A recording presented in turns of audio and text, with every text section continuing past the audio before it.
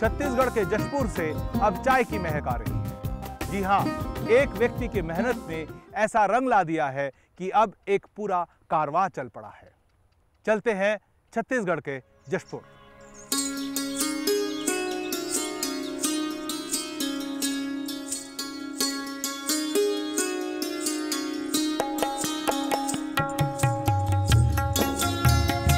छत्तीसगढ़ के उत्तरी जिले जशपुर में रोजगार के अवसर को बढ़ावा देने के लिए चाय की खेती का प्रयोग किया गया।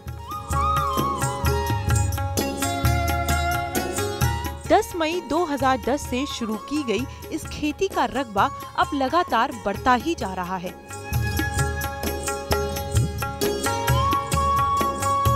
जशपुर की आबोहवा चाय के बागान के लिए उपयुक्त साबित हुई।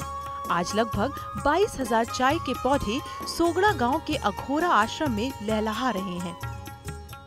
जशपुर की जो जलवायु चाय की खेती के लिए बहुत ही उपयुक्त है। हम लोगों ने सबसे पहले 1 एकड़ खेत में इसका प्लांट करके परम पूज्य बाबा जी ने देखा इसका ग्रोथ, चूँकि जो दार्जिलिंग में या सिलीगुड़ी में जो पौधे का ग्रोथ होता है, जो वहाँ के एक्सपर्ट आते हैं डॉक्टर ID सिंह जी, जो हम लोग को इसके निर्देशानुसार में चाय बागान का कार्य किया जा रहा है, वो सबसे पहले बताया कि जो पौधे का यहाँ ग्रोथ है, 1 साल में जितने पौधे यहाँ ग्रोथ कर रहे हैं उतना ग्रोथ वहाँ के भी पौधे में नहीं हो पाता है। उसका यहाँ पे उत्पादन अच्छा दिख रहा है, ग्रोथ भी, और दार्जिलिंग और आपका आसाम से यहाँ पे थोड़ी भी कम नहीं है, बल्कि वहाँ से अच्छी स्टार्टिंग ग्रोथ है। चाय की खेती छत्तीसगढ़ जिले में, छत्तीसगढ़ राज्य के जशपुर जिले में ग्राम सोगड़ा है। वहाँ पे परम पूज्य अघोरेश्वर भगवान राम जी की संस्था श्री सर्वेश्वरी समूह के आश्रम में इसकी खेती की जा रही है। परम पूज्य बाबा गुरुपद संभव राम जी के निर्देशन में तमाम वैज्ञानिक, कृषि वैज्ञानिक देशों के अलग अलग जगहों से आए और उन्होंने वहाँ की भूमि का सर्वे किया, वहाँ के क्लाइमेट का सर्वे किया और इसके बाद उन्होंने पाया कि यहाँ की चाय की खेती की जाए तो अच्छा होगा, और उसके बाद शुरू हुई और आज दार्जिलिंग, सिलीगुड़ी, जलपाईगुड़ी के टक्कर की अपने छत्तीसगढ़ में जशपुर में उगने वाली चाय है और जिसकी गुणवत्ता काफ़ी अच्छी है। परम पूज्य गुरुपद बाबा के मार्गदर्शन में और हमारे सरगुजा संभाग के अंतर्गत सोगड़ा आश्रम के द्वारा सोगड़ा ग्राम में 10 एकड़ में चाय पत्ती की खेती हो रही है, जिसकी क्वालिटी बहुत अच्छी है। आज हिंदुस्तान भर के वैज्ञानिक वहाँ पर आकर इसका प्रमाण दे गए हैं।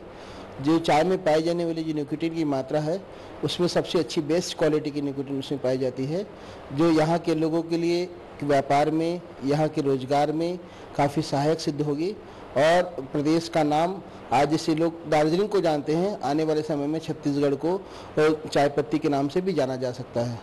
हम चाहते हैं सरकार इसमें जो आदिवासी अंचलों में जो लोग हैं जो पलायन कर रहे हैं, उन लोगों को स्व सहायता समूह के माध्यम से वनांचल में जो लोग हैं उनको आज अच्छे रोजगार उपलब्ध करा सकती है। इससे पलायन की कम होगा।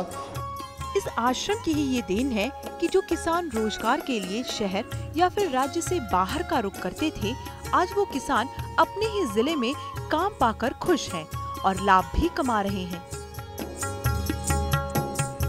राज्य सरकार ने भी आश्रम के द्वारा बढ़ाए गए इस काम की सराहना की और प्रेरणा लेकर चाय की खेती को और बढ़ावा देने का आदेश दिया। बहुत अच्छा फ्लेवर है। मैंने जशपुर की चाय को जशपुर में बैठ के आश्रम में देखा है, उसका टेस्ट रियली, उसका टेस्ट जो हिंदुस्तान के और बाहर के जो ग्रीन टी जो सबसे अच्छा होता है उसके मुकाबले का फ्लेवर है।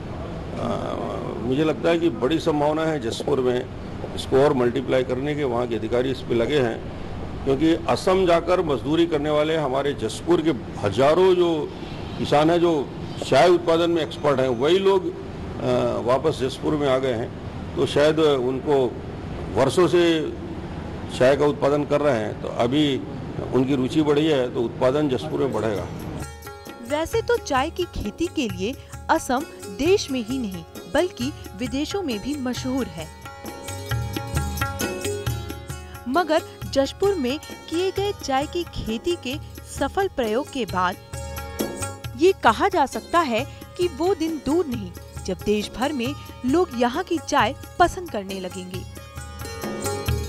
खबरबाती के लिए जशपुर से दीपक सिंह की रिपोर्ट।